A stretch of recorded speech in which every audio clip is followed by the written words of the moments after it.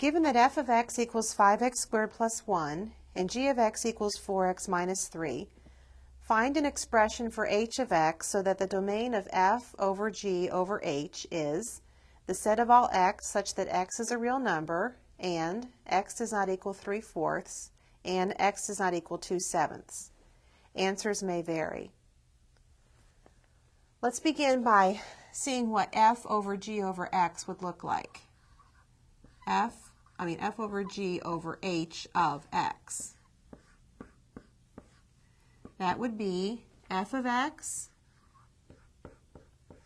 over g of x over h of x. Substituting, we have for f of x 5x squared plus 1. For g of x, we have 4x minus 3. And for h of x, we have h of x, because that's the expression we don't know yet. Now, we need to exclude from the domain 3/4 and 2/7.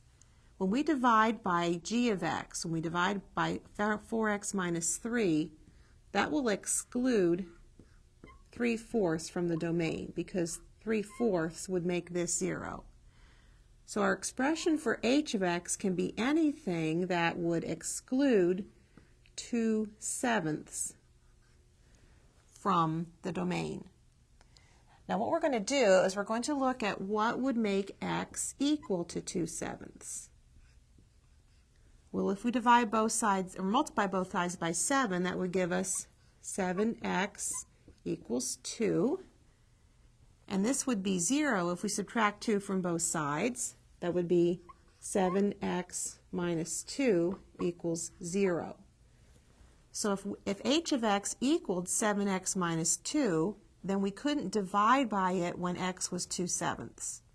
So an expression for h of x that would give us the asked for domain is h of x equals 7x minus 2.